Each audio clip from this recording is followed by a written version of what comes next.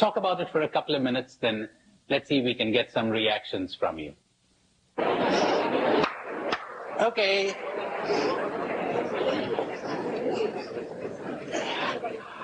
How about some reactions? Yes. Well, I want to share with you something wonderful that happened to me. I saw your movies, and I was at work shortly after that, and I was really having trouble with 3 people. And I said, all right, just like I learned in the movie, I'm going to come outside myself. And for a couple of hours, I just got all my feelings together about how bad I felt about these 3 people. And I said, well, I really hate those people. I mean, I was honest. I got it all together. And I said, well, Jesus, now what can you do about that? And a little while later, I started to cry because I realized that Jesus died for those people, and they couldn't help how they were. And that afternoon, I had to go in the office, and I spoke to those people, and I told them why I was right and what my problem was, and they agreed with me. Because I wasn't mad at them, and I didn't hate them anymore. Okay, that's wonderful. We'll go a little deeper into that later, shall we? Okay. About the negative feelings we have towards others.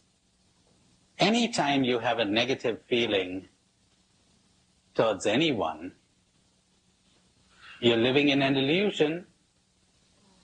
There's something seriously wrong with you, as you discovered.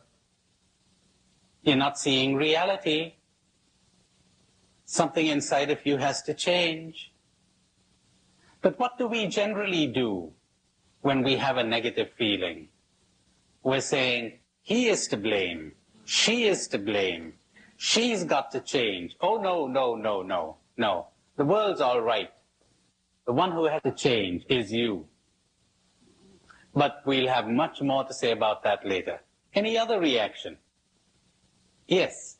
I did work at an institution, and I'm trying to get some kind of an example of what you meant when you said that if I identify with inequality can be something begins.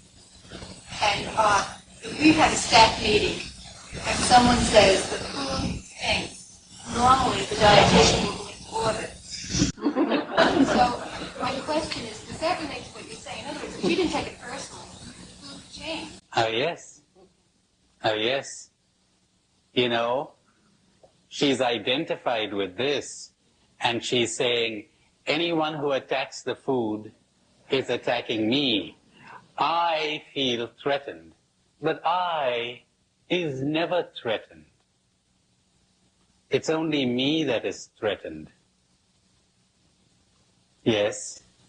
Question, because what's saying is not new to you. I have one problem.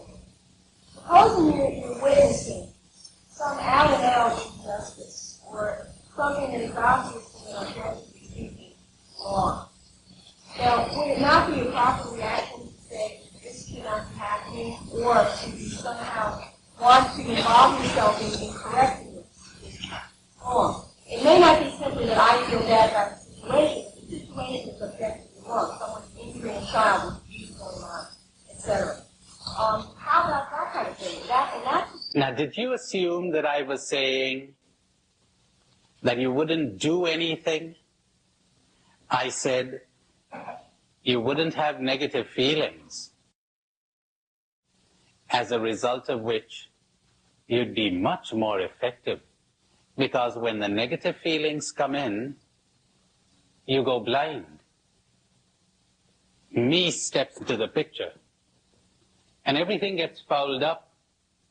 And frequently, we had a problem on our hand before. Now we have 2 problems.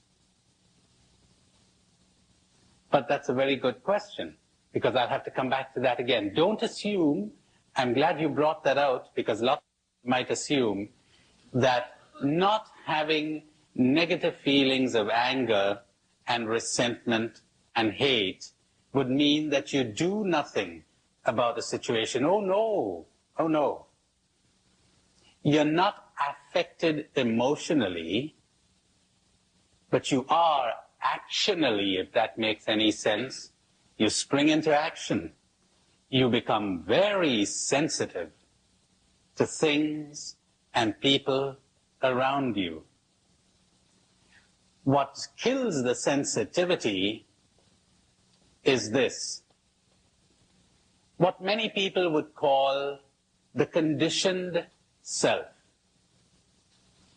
When you identify with me, there's too much of you in it for you to see things objectively, to see things detachedly. And it's very important that when you swing into action, you be able to see things detachedly. But when negative emotions get in, you can no longer do that. So that was a very good question. Yes. You had a question, John. I'm just wondering if there's an area before something becomes an before it becomes identification, like a friend dies.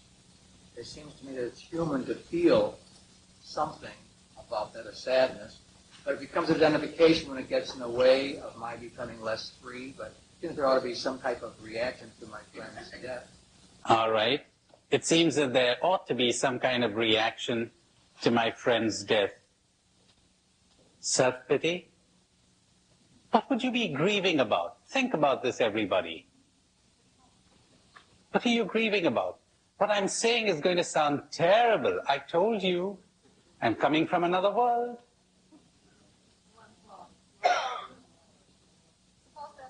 Personal loss, right? Feeling sorry for me? All right. You mean you're feeling sorry for other people who are feeling sorry for themselves? I don't know that they're feeling sorry. Or they're not feeling sorry for themselves? Then what would I be feeling sorry for? What we call grief. Do we ever feel grief when we lose something that we have allowed to be free, that we have never attempted to possess, and we have never allowed ourselves to be attached to? Meaning, what does it mean to be attached? Meaning, I made my happiness depend on this thing or this person, at least to some extent. We're so accustomed to this that to hear the opposite sounds inhuman, doesn't it?